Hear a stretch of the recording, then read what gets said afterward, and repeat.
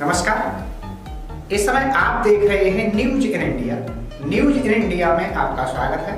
आइए नजर डालते हैं आज की कुछ खास खबरों पर। दिल्ली के मुख्यमंत्री अरविंद केजरीवाल ने कोरोना वायरस के लगातार बढ़ते मामले को देखते हुए राजधानी में सभी रेस्टोरेंटों को 31 मार्च तक के लिए बंद रखने का फरमान जारी किया है।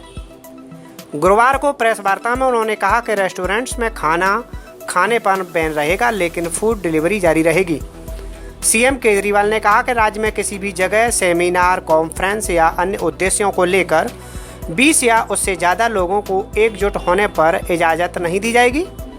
इससे पहले 50 से ज़्यादा लोगों के एकजुट होने पर पाबंदी लगाई गई थी। उधर सरकार की तरफ से अंतर्राष्ट्रीय विमानों की लैंडिंग पर 31 मार्च तक रोक लगा दी गई है। खतरनाक वायरस कोरोना के चलते इस वक्त पूरी दुनिया में हड़कंप मचा हुआ है। देश में अब तक कोरोना से मरने वालों की संख्या 4 हो गई है, जबकि मरीजों की संख्या 167 के पार है। मरने वालों में दिल्ली, पंजाब, कर्नाटक और महाराष्ट्र शामिल हैं। कोरोना वायरस से उत्पन्न स्थिति से निपटने के लिए दिल्ली सरकार सभी उचित कदम उठा रही है। अभी तक दिल्ली में टोटल 10 मरीज पाए गए हैं। उन 10 में से एक की अनफॉर्चुनेटली मौत हो गई थी। 2 पेशेंट्स ठीक होकर घर चले गए हैं और उनमें से एक पेशेंट सिंगापुर चले गए हैं। तो 6 पेशेंट्स अभी जो दिल्ली से बिलोंग करते हैं, दिल्ली के 6 पेशेंट्स हैं। उनमें से उनको भी काफ़ी दिन हो गए हैं, तो उनमें से भी कई अब ठीक होने की स्थिति में है। उनमें से कोई भी ऐसा सीरियस नहीं है। हमारे पास टोटल क्वारंटाइन करने के लिए 768 बेड्स की कैपेसिटी है। उनमें अभी केवल 57 ऑक्यूपेंसी है। 711 बेड अभी खाली हैं। टोटल हमारे पास 550 बेड्स हैं, आइसोलेशन बेड्स अपने दिल्ली सरकार के हॉस्पिटल्स में, कि अगर कोई बीमार हो जाता है तो बीमारों को एडमिट करके उनका इलाज करने के लिए हमारे हॉस्पिटल्स में 550 बेड्स हैं और केंद्र सरकार के हॉस्पिटल्स में 95 बेड्स हैं। उन 550 में से अभी केवल 40 की ऑक्यूपेंसी है। 40 वो लोग हैं जो सस्पेक्ट्स हैं, उनको भी आइसोलेशन वार्ड्स में हमने रखा हुआ है। और 95 जो केंद्र सरकार के हैं उसमें 67 उसमें ऑक्यूपाइड हैं, तो उसमें भी काफ़ी बेड्स अभी खाली हैं। क्वारंटाइन जो बेड्स हैं, क्वारंटाइन करने के लिए, जैसे बाहर से जो लोग आते हैं फ्लाइट्स में, उनमें जो लोगों को क्वारंटाइन करना पड़ता है उनको फिर हम अलग अलग जगह ले जाते हैं। उसमें 768 बेड्स हैं टोटल, जिसमें से 57 ऑक्यूपाइड हैं, 711 खाली हैं।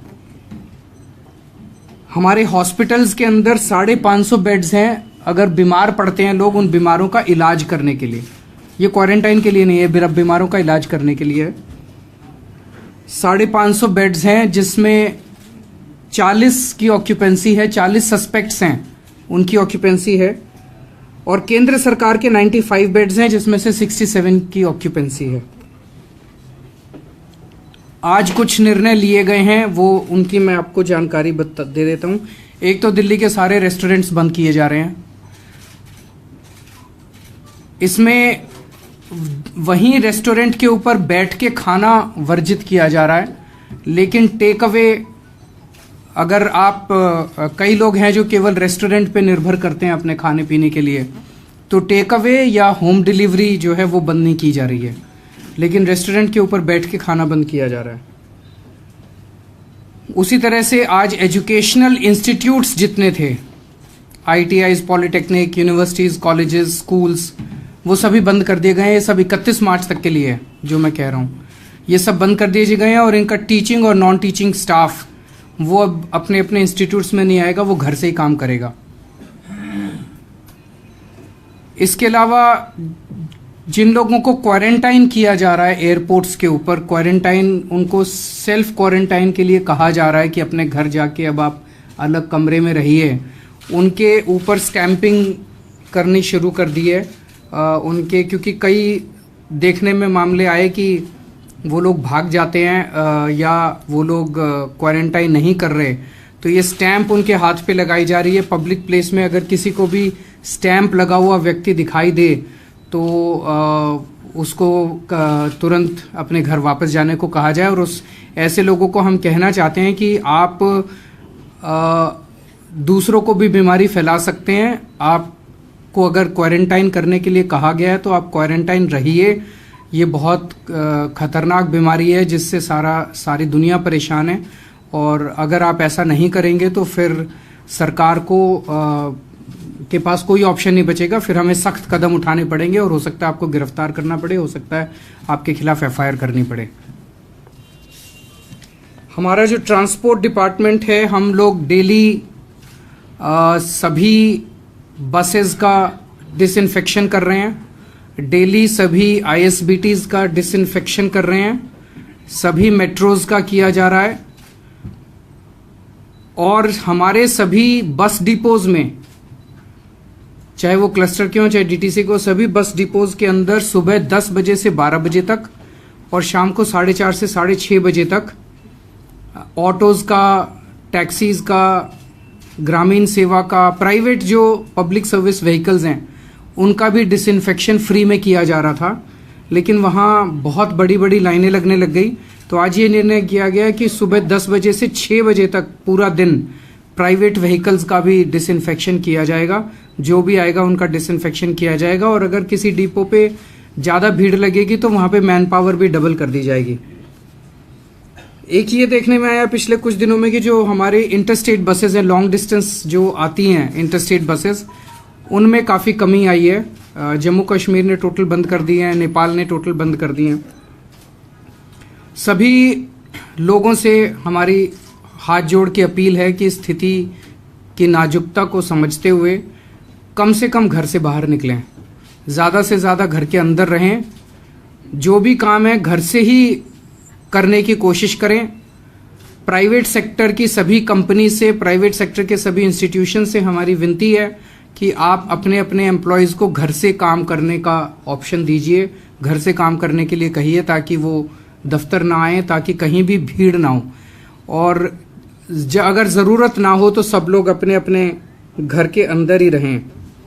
उसी तरह से जितने सीनियर सिटीजन्स हैं उनसे ख़ास तौर से हमारी रिक्वेस्ट है, वो सबसे ज़्यादा हमने पाया अभी तक दुनिया भर के जो एक्सपीरियंसेस हैं कि सबसे ज़्यादा वल्नरेबल वही हैं।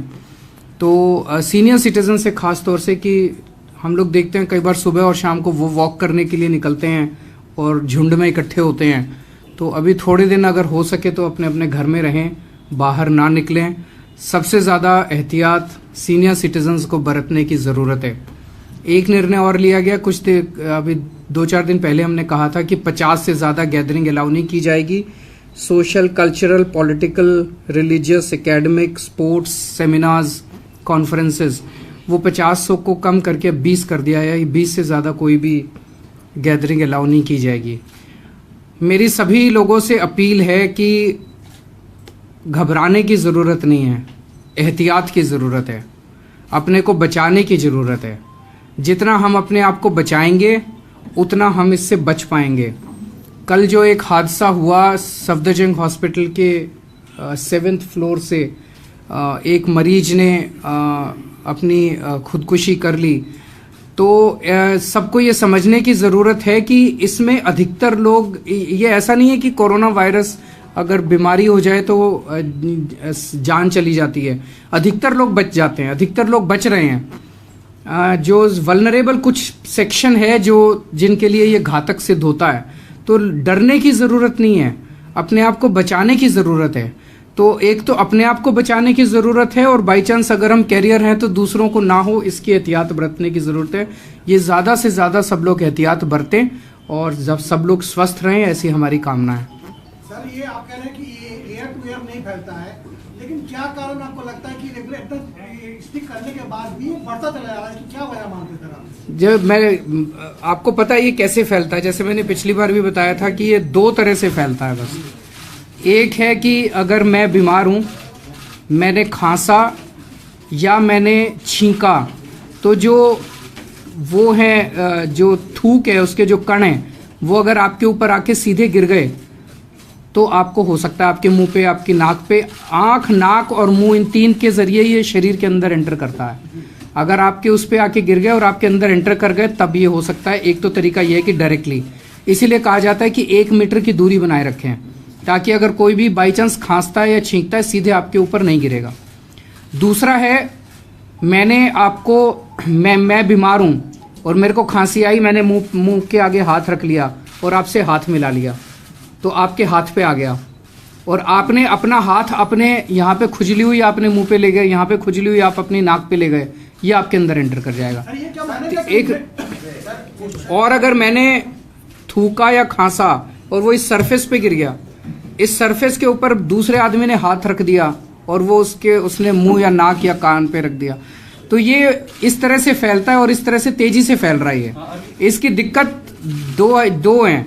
एक तो ये कि हार्ड सरफेस के ऊपर जब ये थूक गिरता है 48 घंटे तक इसका वायरस जिंदा रहता है, और अगर सॉफ्ट टिश्यू वगैरह के ऊपर गिरता है तो बताते हैं कि 6 या 7 दिन तक ये जिंदा रहता है। और दूसरी है कि अगर आपको हो जाए तो 14 दिन तक आपको पता ही नहीं चलता कि आपको हो गया, और आप इस दौरान इतना ज्यादा घूमते हैं, नॉर्मल जिंदगी जीते हैं, कितने और लोगों को आप कर देते हैं आपको भी पता नहीं चलता है। सवाल है कि केंद्रीय स्वास्थ्य मंत्रालय की प्रेस कॉन्फ्रेंस चल रही है, उन्होंने कहा है कि बस, मेट्रो, रेलवे, इनके फेरे कम किए जाए, तो बस क्या एक्चुअली ये हमने अभी डिस्कस किया था, क्योंकि अगर इनके फेरे कम करेंगे तो जो बचेंगे उसमें भीड़ ज्यादा हो जाएगी। हम ये चाहते हैं कि इसको, फ्रीक्वेंसी को हम कम ना करें, लोग कम ट्रैवल करना चालू करें। Weekly markets of all obviously decided they'll remain open, considering that essential supplies have to continue, and also malls. But what are the precautions you're taking so that they are safe? And also, what are you doing for the class of people who do not have the option of working from home, like the working class, who will have to stay at home if they have to save themselves? But if they don't get out of their houses, they cannot eat. So, is the government thinking of doing something about them also? हम भी इस बारे में काफ़ी चिंतित हैं, specially जो daily veg labours हैं, जो गरीब तबका है, जो रोज़ कमा के रोज़ खाता है। अभी ये कुछ दिन तक ऑब्जर्व कर रहे हैं कि क्या कर सकते हैं। कुछ दिन के अंदर कुछ लोग कह रहे थे कि गर्मी आ जाएगी, तो अभी इसका कोई रिसर्च का वो नहीं है, गर्मी आ जाएगी तो वायरस कम होगा। Let's see how it roles out in the next few days. उसके बाद अगर कुछ भी रिलीफ देने की जरूरत होगी तो हम जरूर कदम उठाएंगे। एक पैनिक देखा जा रहा है दिल्ली में, अलग अलग स्तर पर रिटेल में लोग राशन हफ्ते 10 दिन का, 15 दिन का जमा कर रहे हैं, उनको डर लग रहा है कि कहीं दुकानें बंद ना हो जाए। हाँ, मेरे सबसे यही विनती है कि आप इस तरह से पैनिक मत क्रिएट कीजिए, पैनिक बाइंग मत कीजिए, उससे कोई फायदा नहीं है और घबराने की जरूरत नहीं है। अभी तक पूरे देश ने मिलके, केंद्र सरकार, सभी राज्य सरकारें और देश की जनता ने, सब लोगों ने मिलके काफी अच्छा काम किया है और हम लोग इसको कंटेनमेंट की स्टेज पे ही रख पाए हैं। अभी तक ये कम्युनिटी स्प्रेडिंग इसकी शुरू नहीं हुई है, और अगर हम इसी तरह से चौकन्ने रहें तो शायद हम इस विपदा से पार पा सकते हैं। क्या धार्मिक स्थलों से भी आप अपील करेंगे, क्योंकि बंगला साहिब और हनुमान मंदिर में काफी सारे लोग आते हैं, इसके साथ 50 से आपने जो 20 का फिगर कर दिया है, क्या शाहीन बाग इसका कारण है? क्यों अलग से शाहीन बाग वालों से आप अपील नहीं कर रहे? वो लोग अभी भी बैठे हुए हैं, डर वहां पे भी बना हुआ है। सभी लोगों से अपील है, सभी लोगों से अपील है कि कहीं भी गैदर मत हो, कोई भी गैदरिंग, किसी भी तरह की गैदरिंग नहीं होनी चाहिए, चाहे वो रिलीजियस हो, चाहे वो पॉलिटिकल हो, चाहे वो सोशल हो, चाहे कल्चरल हो। क्या जहाँ पर ऑफिस से ज्यादा भीड़ होती है, जैसे आरटीओ ऑफिस है, एसडीएम्स के ऑफिस है, तमाम तरह के सर्टिफिकेट्स बनते हैं, बड़ी संख्या में लोग वहाँ मॉर्निंग में आते हैं, तो पब्लिक उसके ऊपर कल इस पे निर्णय लिया जा रहा है। इसकी डिटेल्स कल हम आपको बता देंगे। जो भी एसेंशियल पब्लिक सर्विसेज हैं उनको अलाउ किया जाएगा, नॉन एसेंशियल पब्लिक सर्विसेज को कल से डिसअलाउ कर देंगे, लेकिन उसकी डिटेल्स वर्कआउट हो रही हैं तो वो कल आपको उसकी डिटेल्स देंगे। आप बजट सेशन शुरू हो रहा है, उसके लिए क्या कर रहे हैं? बजट तो पास करना ही पड़ेगा, तनख्वाहें बंद हो जाएंगी। दिल्ली गवर्नमेंट फंडेड जो यूनिवर्सिटीज हैं या जो कॉलेजेस हैं, उनके टीचर्स और प्रिंसिपल्स को पैसे नहीं मिले, क्या आप कंसिडरेट करेंगे? Even if now that there is a general body की जो डिस्कशन हो रही है, अब तो मिल ही जाएंगे, जनरल बॉडी बन रही है अब तो, जो नहीं बन रही है या नहीं, सब बन गई है, मुझे बताया गया। मुझे डिटेल्स नहीं पता, पर मुझे बताया गया था कि नहीं मिल रही है। Will you take it as a considerate ground and make them the payment? अब तो सबकी बन रही हैं तो तनख्वाहें मिल जाएंगी, अब चिंता मत कीजिए। शाहीन बाग के लोगों ने कहा कि अगर मुख्यमंत्री जी यहाँ कर अपील करेंगे, हमें कोई आश्वासन दे तो हम उठने को तैयार हैं। किसने कहा आपको? शाहीन बाग के लोगों ने, मेरी खुद बात हुई, वहाँ पे गया था सर। मेरे हाथ में तो कुछ भी नहीं है। आपसे अप्रोच कर रहे हैं सर, वो इस बात में क्या बात है वहाँ पर? ये दो चीजें, एक तो ये कि क्वारंटाइन से क्या कुछ लोग दिल्ली में भी ऐसे हैं जो भागे हैं, जो एस्केप किया है, कुछ उनका नंबर है, और सेकेंडली दिल्ली में शायद कोई नहीं है, दिल्ली में कोई नहीं है। और मैं सबसे हाथ जोड़ के विनती करना चाहता हूं कि देखिए, ये सबकी सेहत का मामला है, पूरे देश का मामला है। अभी तक हम सब लोगों ने बड़ी जिम्मेदारी के साथ काम किया है। तो जिनको क्वारंटाइन करने के लिए कहा जाए वो अच्छे से अपने घर में 14 दिन क्वारंटाइन करें, बाहर ना निकलें। लेकिन अगर जरूरत पड़ी तो सख्ती भी उठाएंगे हैं। हाँ, इसके लिए भी आज चर्चा हुई थी। सारी दिल्ली सरकार के जितने हॉस्पिटल्स हैं उसमें सारे वेंटिलेटर्स सब वर्किंग कंडीशन में होने चाहिए, सारी मशीनें वर्किंग कंडीशन में होनी चाहिए। वो हम डायरेक्शंस इशू कर रहे हैं। अगर जरूरत वो हम आपको बता देंगे। हम सारी मैपिंग कर रहे हैं, प्राइवेट वालों की भी मैपिंग कर रहे हैं और अपने सरकारी हॉस्पिटल्स की भी मैपिंग कर रहे हैं कि कहाँ कहाँ क्या क्या सुविधाएं हैं। जरूरत पड़ने पे हम सब चीजों को लागू कर सकें।